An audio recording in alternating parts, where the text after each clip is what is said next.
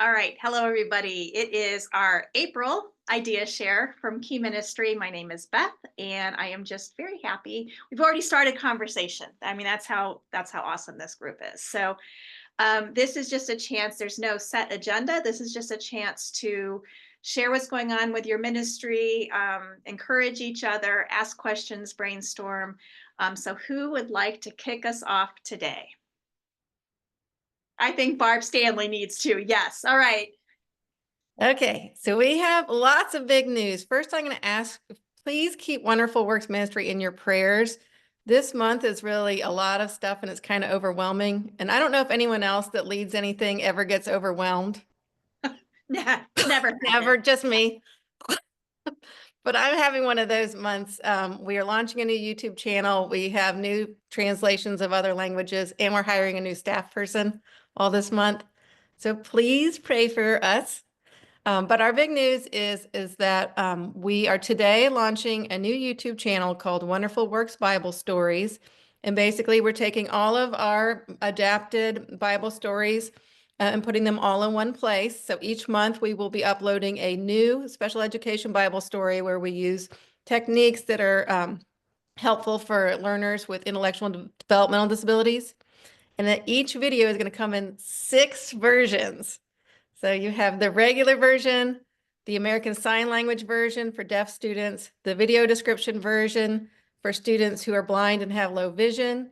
And thanks to the Church of the Nazarene, we are now adding in translations in French, Spanish, and Portuguese. And they are also translating the discussion questions that come with it. So those will be on our YouTube channel. Wonderful Works. It's called WW Bible Stories. I'll put it in the chat in a minute. And they're also going to be on the Adapted Discipleship Library. That's where you get the downloadable Bible stories. So that's Whoa. our news. Okay. So this is so incredible. Lot of amazing resources. So like just kudos to you and your team and all the glory to God. Like this is amazing. So the we'll put the link in the chat, but we'll also put this on when we post this recording, Yeah, because great. I know folks will want to check it out, including me. Yeah. um, and so we'll make sure we include links for how they can find your ministry plus this whole library.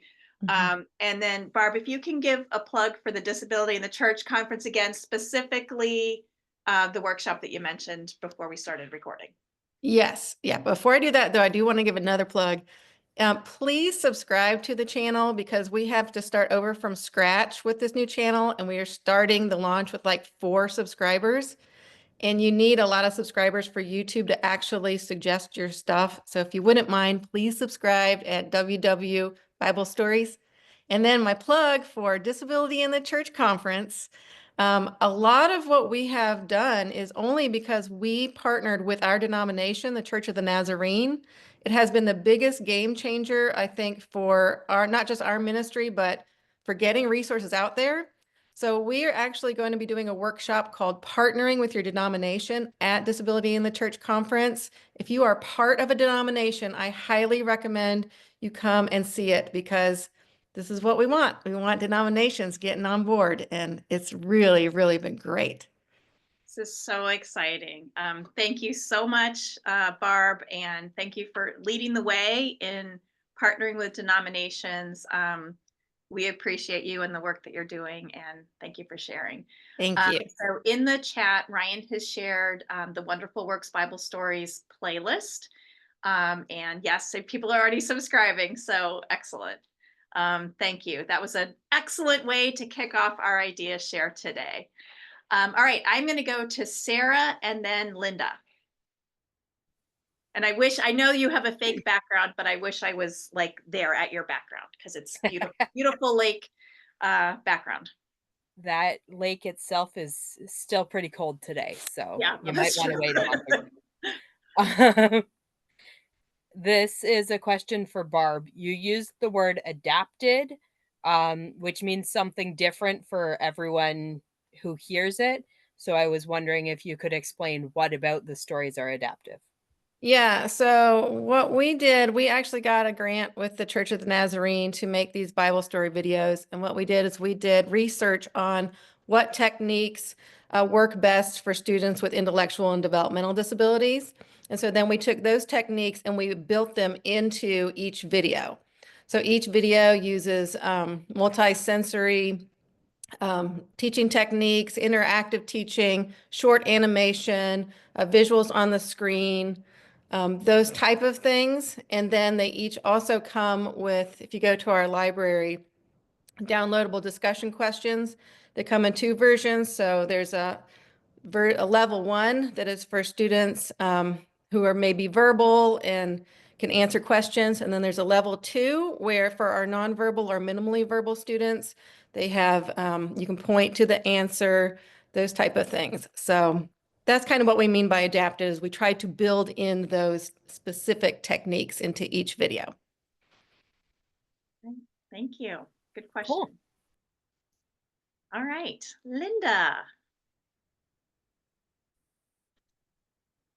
First, sorry, I am in my car, but for Barb, I know people that can translate German, Hungarian, Slovak, Polish, Ukrainian, Russian, a lot of languages if they want more. And these people are, they do this volunteer. So there wouldn't be out of pocket expense. They would prefer a Word document to do this, but I know a whole slew of a lot of European people that are Christians that can do this because you just can't use any translator because some translators don't understand biblical stuff. And even though this is for kids, they still have to understand some of that stuff because I've ran into that. I'm like, okay, that's not what I meant. But yeah, unfortunately, I'm using my phone, so I can't easily put stuff in the chat. But if you want, I have a whole slew of people that do all kinds of translations for Christian organizations to have more materials for a lot of people. That's So great. I know some Ukrainians that would be very interested in this because they work with autistic kids. Yeah, that's very helpful. So the Church of Nazarene is actually doing all the translations. So yeah, I mean, you're welcome to send me those things and I can send them on. I can't take any credit for doing any of the translations or even really explaining a lot about how it's done. We're just sharing them. But thank you so much. That was great. I mean, I just know that there's a great need because there's about 81 autistic children in Germany right now from Ukraine. And they don't speak German or English. And I know the person that kind of runs the thing, and she would be happy with this because this way we can really have some nice biblical stuff for them. Yeah. That they could understand. I love this international networking that we're doing. Yeah. Awesome. Yeah. Thank you. All right. Also, go ahead. I'm sorry. And then we'll call on. I have been, since my mom has been in the hospital since the 23rd in Baltimore, Maryland, near Johns Hopkins University, I have been burdened with the fact that hospitals truly aren't accessible. When you have a family member that's either elderly or maybe a juvenile or adolescent or somebody with disabilities, these rooms are set up. It's a good sized room, but it's not comfortable for the family at all, like they have for maternity wards. And I'm like, my mom, we're there all day and I come home and I feel like I've been beat up by, I don't know what, from sitting in this chair all day long with her. And I'm like, okay, what's going on here? Yeah, it gives you a new perspective, doesn't it? And I think even in our churches, this can be the case. Like, are we a welcoming and comfortable place for folks who may have a physical disability or Yeah. I mean, yeah, you can get in the hospital and yeah, I know that it needs to be a hospital room, but I've seen some maternity wards that look like it's a hotel. Right. Other than it's a hospital bed, but there's a nice couch for the husband to sit. or the family or whoever, but it's like, I'm like, this is terrible. I was like, what is going on here? And Hang in there, hang in there, Linda, hang in there. We'll be I praying. also noticed in this hospital, it's all just a mystery how they send you over to where people have the psychiatric facility. It's like the signs are hidden. I saw them and I'm like, who put these signs here? Like, if you weren't looking for that, you wouldn't see behavioral health. You know, I'm just like, 'cause that's their code for that, you know? I'm just like, well, that's good. Well, hang No. in there, hang in there. Yeah, it's all fun. All right, Al, what's up? Well, Barb, hats off. That's awesome.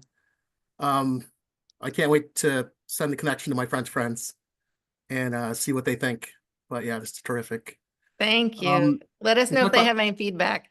Yeah, definitely. No, they will have feedback, for sure. So yeah. We talked about partnering with denominations. I'm linked with the group called the Evangelical Free Church of America. And there's one guy who's on the national committee. I'm part of a quarterly, kind of like this, Idea Share. And Jolene Philo is also on that, Beth, you know, some of you know her.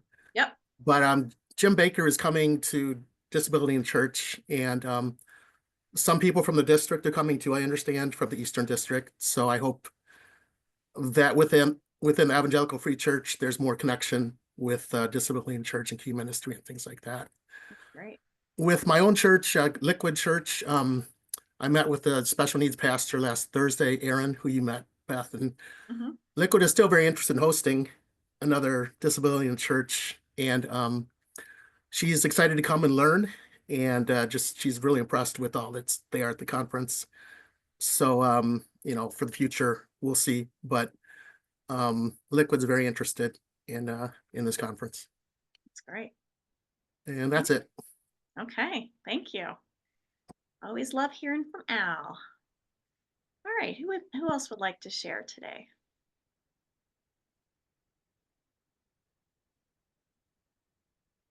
Tom and Julie, you know I'm looking at you. So yes, there you go. Thank you. You know, that pregnant pause. I have to wait Yeah. for the pregnant But you felt my stare, right? I felt it. I did. So we had a really cool experience of having not a Tim Tebow prom, but something similar to that. 3 organizations came together, one ministry, I guess 2 ministries, and our church came together to make a really fun party for adults with disabilities in each of our realms. And we started with the very early stages of planning, or I should say setting up, and it's a wedding venue that we were at. It was a gorgeous piece of property that was donated.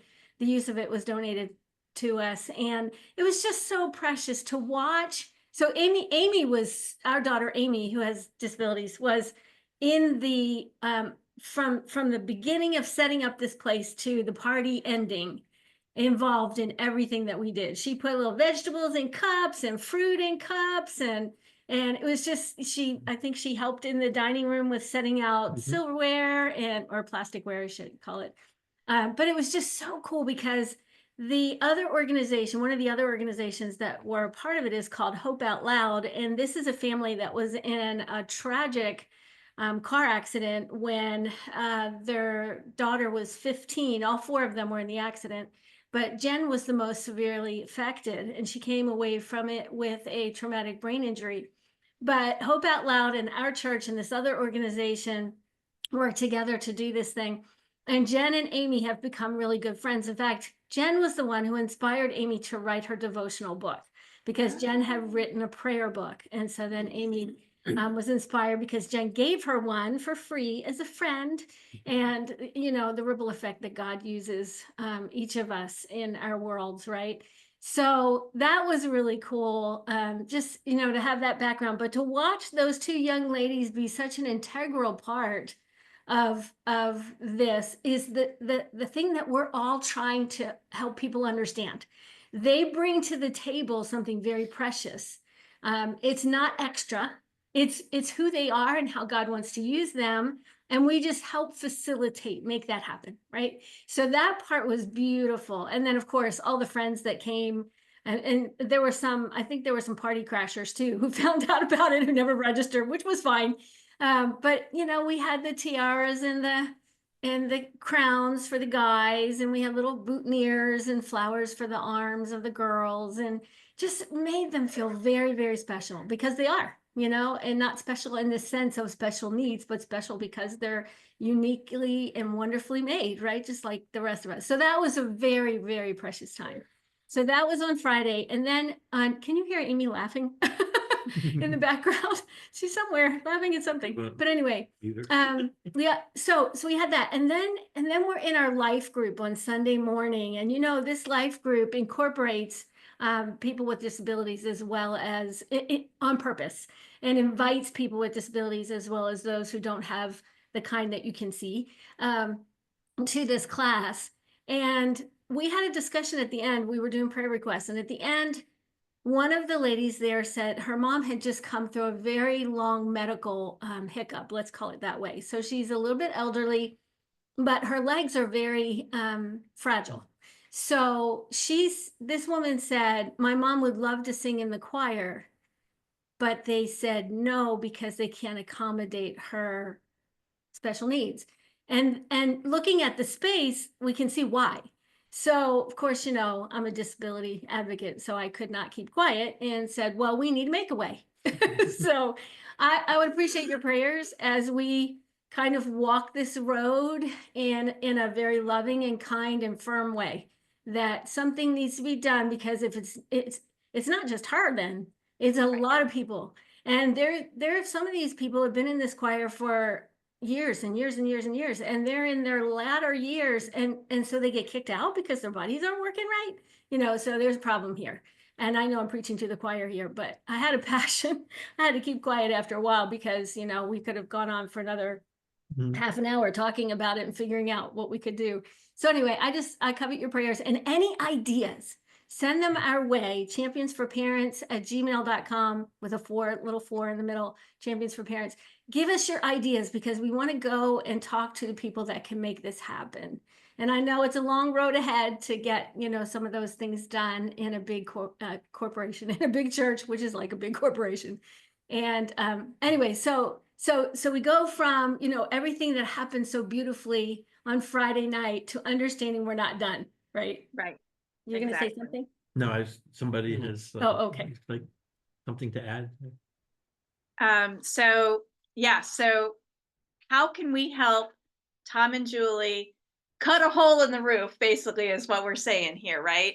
So yeah, can you just share a little bit of, like, is this a ramp issue, a space issue, like what, just so we can kind of brainstorm a little bit. Yeah, the way it's a stage, there's a choir loft where the choir enters from the second floor of the church and comes down to the seats, and there's probably 300 seats. I don't know exactly. Yeah, they're with a large. very large church, for those of It's- you who don't know. So Yeah. We're not going to mention the name of It's it, but fine. yeah, but it's very large.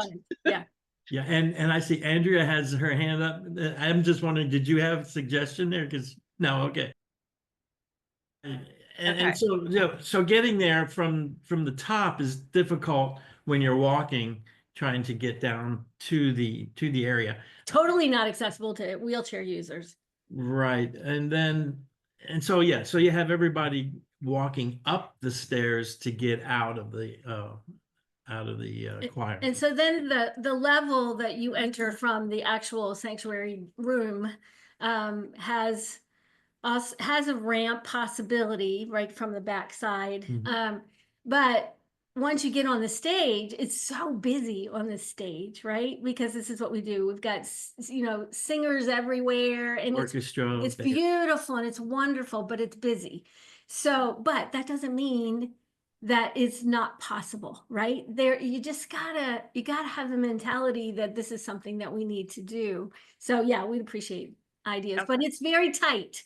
So that's probably the best way to describe it as a visual picture. Although I did put that question in the Facebook group, in Ministry's Facebook group, and one lady said, I'm an OT and I love to brainstorm. So I'm like, she said, send me pictures, and I'm like, okay, we'll get on that. And then we got a couple of other ideas too. So, but All right. we're- Well, I think now we know that with God, all things are possible.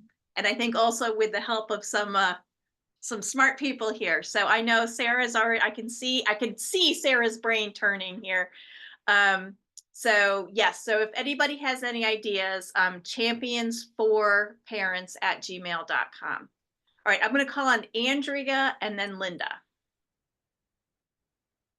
Okay, sorry. If there was anybody that wanted to answer their specific question first, my thing's a totally different topic.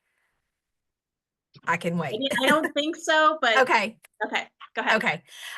So those of you who were friends on Facebook, you've been seeing me post things about our building expansion, and we're getting our own dedicated space in our new building. So I just kind of wanted to tell you like what I've thought of to do already and helping with that transition, and see if any of you have been in this place and anything I've missed. So we're going to actually have to move for summer out of where we're at now into rooms that we're setting up. Then we'll have to move again into the space once it's actually finished.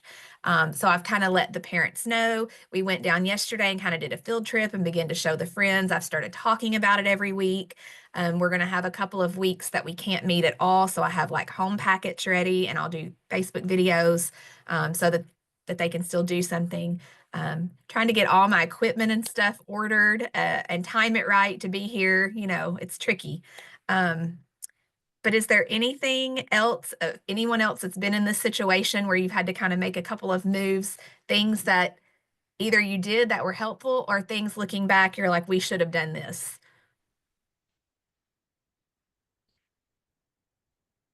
And if nobody has anything now, but later thinks of something, you can. And I'll put mine. I guess just helping manage like anxiety and expectations with like a social story, or Mhm. you know, just like a schedule, like anything that can help the individuals and their families kind of be prepared for Yes. things that are going to look different, things that are going to feel different. Yeah. I think that would be helpful. Okay. And I've kind of been doing some of that already. And like our Right. parent group me, they, you know, I've been prepping them even before I was prepping their kids, because sometimes the changes are as hard on the parents because then they've got to help the kids, you know. Right. So, Yeah, I think Barb has an idea too. Yeah, so when we moved our resource room from one room to another in our church, we had a practice night. So anybody before it opened on a Sunday, any of the families that wanted to come and bring their kid to come see it ahead of time, get a feel for it, talk to some of the ministry partners. And then we also use the social stories and all of those things you're already doing. But I definitely suggest a practice night is super helpful. that's I a love great that. idea. Was Thank it you. actually called a practice night? That's what I call it. I don't I know love it. what. Yeah, I mean, a practice run basically is what it is. Like we do that. We used to do that a lot and that we used to do that too whenever we would onboard a new student into the church. They would come and meet some of the buddies and see the rooms and see all the stuff before Sunday, because Sunday is so much activity, it's overwhelming. And so yeah, we think that's a really integral part of anything really big that's new. Yeah, we walked down yesterday and I was able to show them the space That's and good. tell them our check-in desk is going to be here, Mhm. but the rooms are still set up right now as preschool rooms. Like that's all going to be taken out. We'll move in Mhm. adult size things. So they still didn't get to really see what it's going to look like for us. So that's Yeah. a great idea. Thank you. Okay. And even, you know, once the things do get installed, like even if you could send out pictures before they actually, you know, come in and Mhm. experience it. So, Yeah. It's going to be a wild summer around here. Lots of things are going to have to look different. Like our day camp's going to be hosted off campus at another church because I can't, yeah, it's just going to be wild, but very exciting. So, all right. Thank you. good stuff is you know, often stressful and exciting. So, all right. Well, we look forward to, maybe you'll give us a walking tour or something sometime. All right, Linda, what is up? Well, pray for, well, Disability in Church. I've printed 300 blessing journals with worksheets for the conference and to sell. And keep me in prayer because it is a lot. I didn't realize how much stress it is just to come up to this hospital every day, every other day, drive 2 hours one way sometimes, and just watching your mom being kind of treated like an infant. It's just very surreal. It was always, I was at the hospital and my mom was watching me get sewed up or whatever that was going on. And it's just really kind of strange. But, and it's just a lot of extra expense. I have to get new hearing aids while all this is going on. New tires and having more expenses traveling. I'm not complaining. It's the reality of the situation. It's like, why does this all have to come together? Linda, it is funny's not the right word, but I am experiencing so many people right now that are like all the things are happening right now. And just the overwhelming stress of having the home and the conference, all the things. Can I just pray for you really quickly? Well, I have an extra thing to add. Yeah. I went to grad school in Baltimore and I suffered a horrific attack near this neighborhood. And I have been through a lot of therapy for this. And I thought, this is done. But being here constantly at night has triggered a lot of things and messed up my sleep. My psychiatrist knows. Yeah. He's trying to find somebody for me to work with because I won't sleep at night. Yeah. I'm sleeping in the morning. So I don't want to give a lot of details. It was just really bad. I was in the hospital 3 times while I was in grad school. Even when I was supposed to do my dissertation, I was in a psychiatric facility. But I graduated on time, God bless. But yeah, I would appreciate a lot of prayer, like for my mom, and this whole situation is just so crazy. If you all pray with me right now, Linda, I just really want to lift you up in prayer. So, Heavenly Father, I just thank you for Linda and the gift that she is to me personally and to disability ministry in general. And Lord, I just ask for just for you to come alongside her right now. She's got a lot of stress going on right now with her mom in the hospital. So Lord, be with her family, with the doctors, and Lord, just give her peace in the situation. It is hard and stressful with some extra added stress given the location and some prior experiences. So Lord, I just ask that you calm her heart, that that she knows you are with her, that she has Christian community. And Lord, I also lift up so many other people right now that are feeling the stress of so many things happening this month, whether it's the conference or other things at their churches, family situations. So Lord, I just lift this all up to you, the spoken and the unspoken. And thank you for your presence. And Lord, just be with us, calm our hearts, give us that strength so that we can do your work, and all the glory is yours. It's in your son's precious name we pray. Amen. Amen. And I will say to the situation with this church and the elevator, Timothy Dugalut is a licensed architect who, when he came out of school, he was tasked with making hotels in DC accessible. Anybody that would know how this would work, he would know how it worked. I worked with him.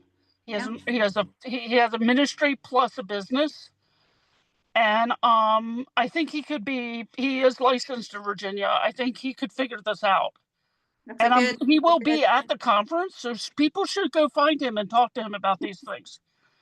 That's a good suggestion. Thank you. Yeah, it's kind of funny that when he got out of college, he's doing this, and now he's doing stuff with access in a different way, but maybe it will come back to him that he can consult churches with this and ministries, which he's a very gifted architect. Mm-hmm. And he has very good construction people that can also problem solve with him, like, how can we do this?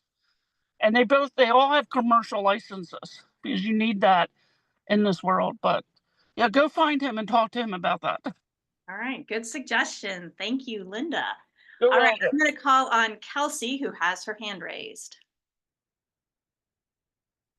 Hello, Hello. and thank you for having me. It is my first time being able to call in to one of these, and I had a couple questions, so I was like, I'm gonna come prepared and share. But I am on staff at a rather large multi-site church in the Kansas City area. I oversee our special needs ministry. We thrive really out of one campus, our main campus, and then as we've added on our additional campuses, just kind of working to meet the needs as they come at those campuses, but we haven't really grown large programs at any of them. So that's just a little bit of history and backstory on my church. Recently well, let me just back up a little bit. So we previously used to support students with special needs at our youth group at our main campus. About a year ago, before I was on staff, they decided to pause supporting students. It was a really hard decision I know leadership had to make. And they ultimately, some students had to quit coming, and that was really hard for a lot of our families and upsetting for a lot of people that walked through that. Now we have been presented with the opportunity to relaunch support, and we're trying to just do it really well so we don't hurt any families that we've previously hurt. And so I just kind of wanted to hear what some other churches do to support students in their youth group. I've heard of doing separate groups or also having buddy programs. So I just kind of wanted to see what works. Just for reference, we have about 350 to 500 students in our youth group at any given night. So it is rather large. And with that, I think we see some different struggles that other smaller youth groups don't always present. Wow. Okay. Thank you. That was a very clear question. And I see that Andrea already has her hand up. Awesome.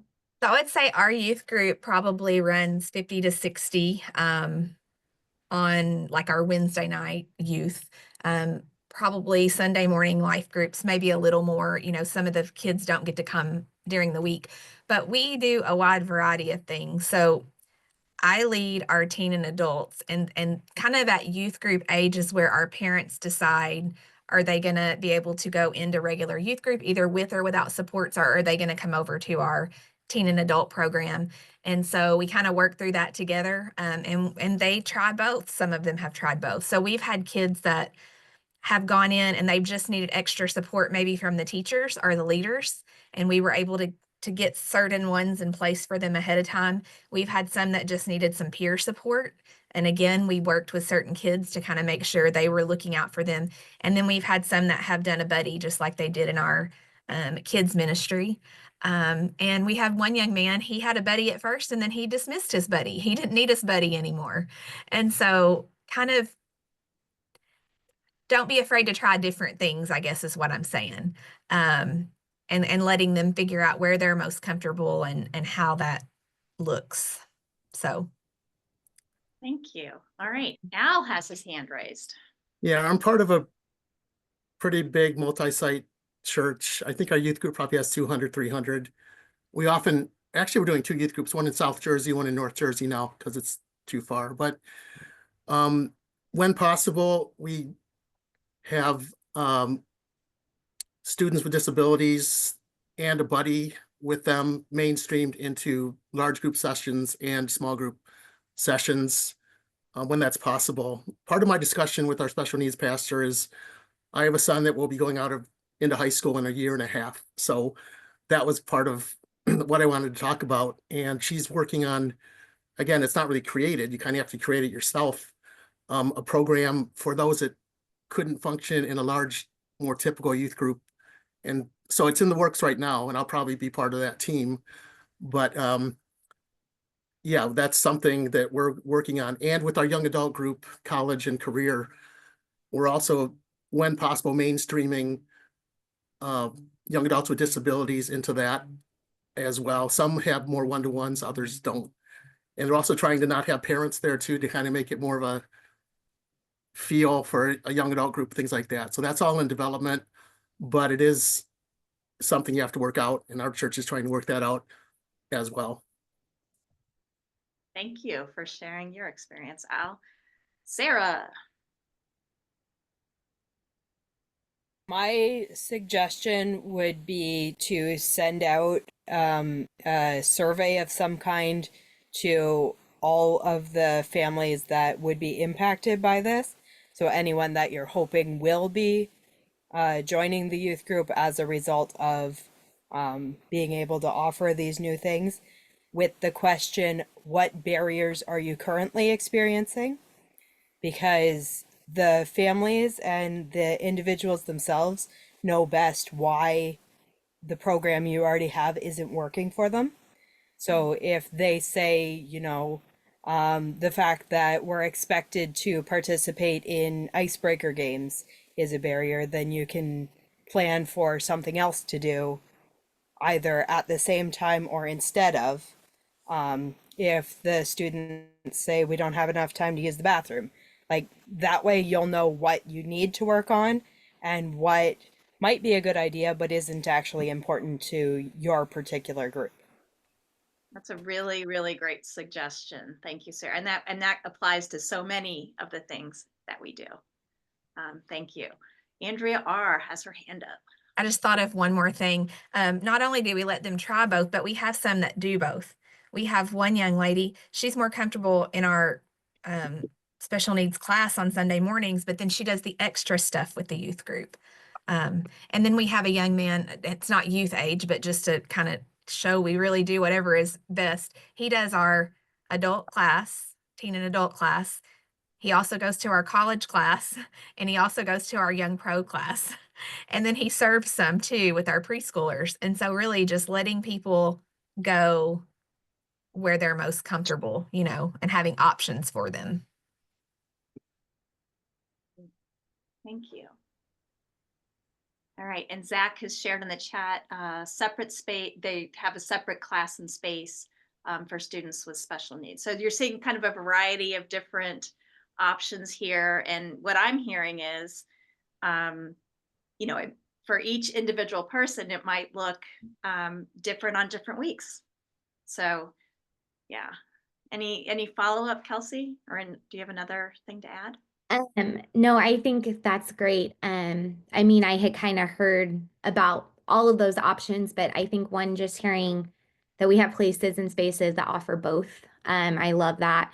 And then, you know, knowing that, and we know this, but I think hearing it, that what works for one is not going to work for all. And what works for one day may not work for them the next day. I do have a second question if we have time for me. Okay, perfect. So we host respite events, and then we also have a day camp in the summer that is from 9 to 4.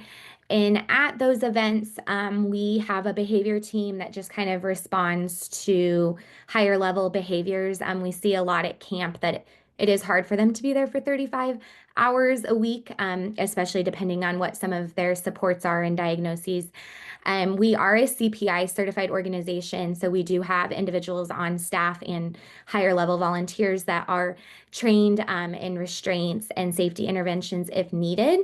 And I was just wondering if other churches have had experience with that and what policies they might have when it comes to using restraint or responding to aggressive and self-injurious behaviors. All right, does anybody want to share?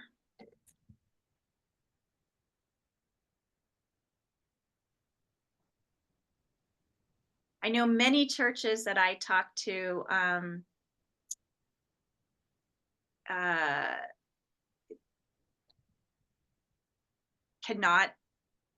cannot use like restraint. And so kind of, well, in general anyway, best practices would be, what can we do to keep something from turning into that type of situation, right? And so I think that's what I guess I would recommend, but like a lot of churches, let's work on that type of training so that we're avoiding getting. So I see some heads being nodded here, but I'm going to call on Sarah and then Ryan. So my experience with CPI is not church related, it's employment related, but a lot of, like, I think 80% of the course you take in CPI is how to not end up needing to restrain. So that is part of the training, is how to stop it before it gets that far.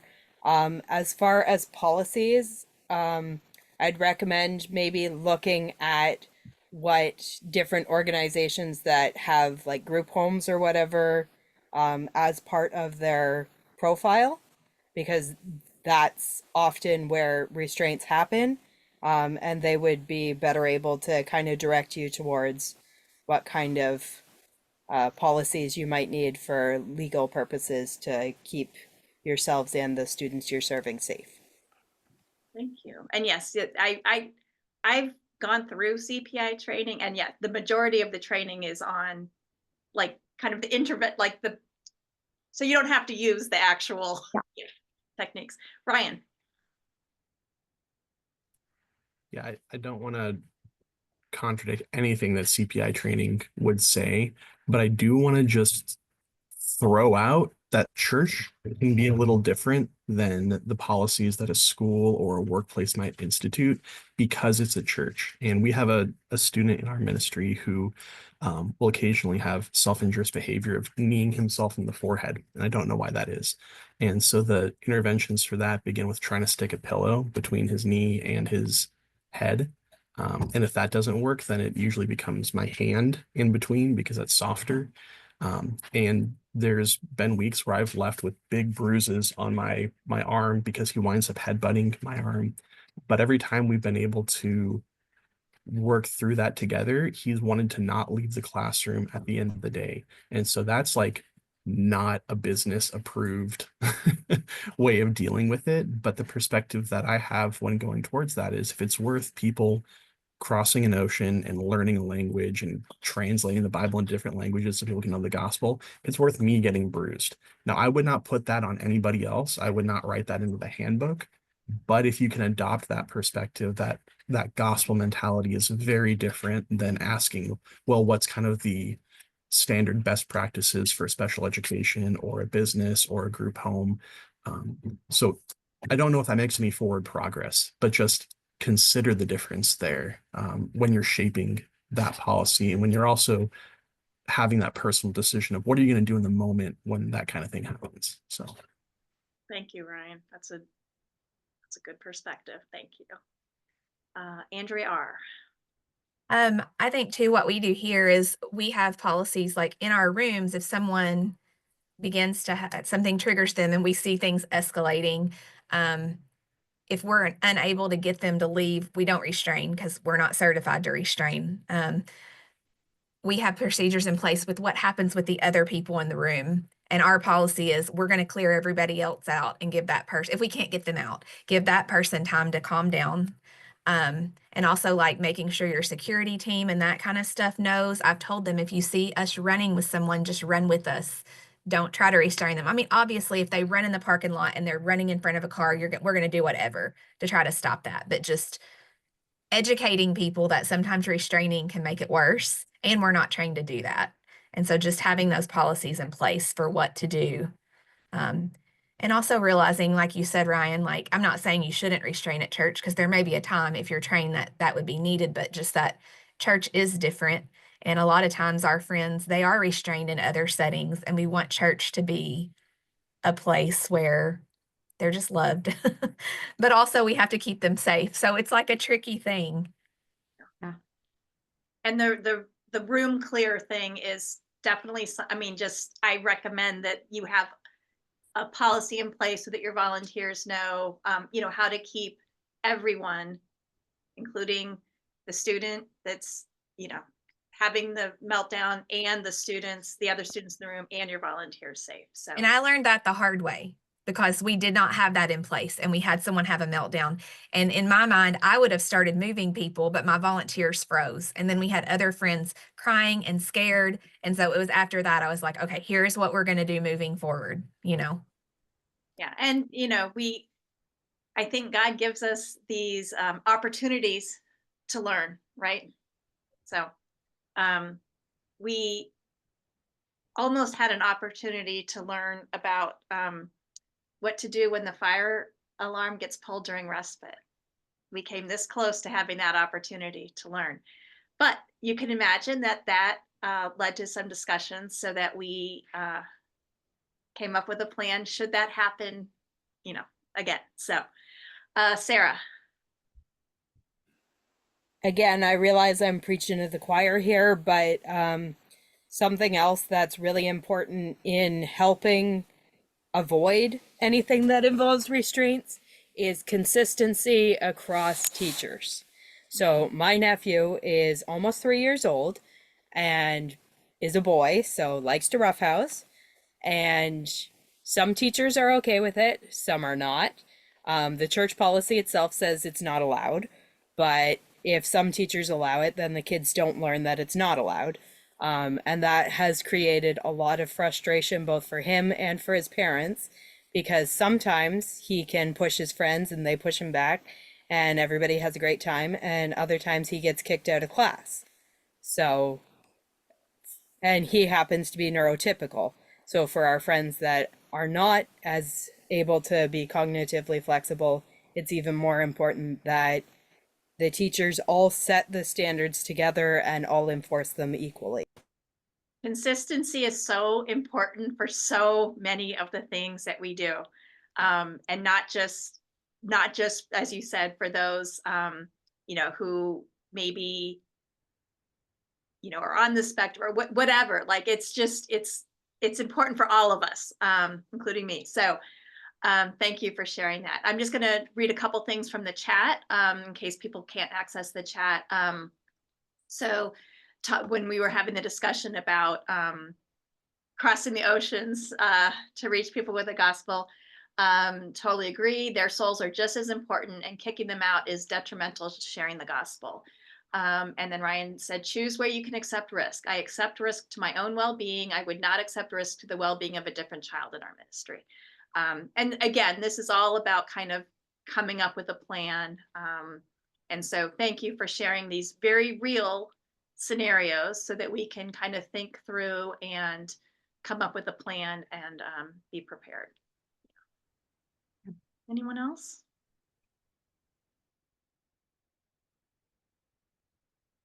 All right, well, we're just about out of time anyway. So I just want to thank everybody for being here today, for thinking through some of these things, for supporting and encouraging each other. I look forward to seeing so many of you at Disability in the Church happening later this month. And until then, also, we are not going to have an idea share the first Monday in May. So we'll see you the first Monday in June. Sarah, you have your hand raised. I'm just wondering, what, if anything, of Disability in the Church is available online? One, I'm in a different country, and two, I can't travel for medical reasons. So thank you. That's an excellent question. So all of our main stage content, so that is the all conference gatherings and our quick takes, which are kind of like TED Talks. All of those will be available through the Key Ministry YouTube platform. The breakout sessions, you have to be there in person. But everything on the main stage will be accessible afterwards. All right. Thank you, everybody. I appreciate you. Thanks for what you're doing, and we will see you soon.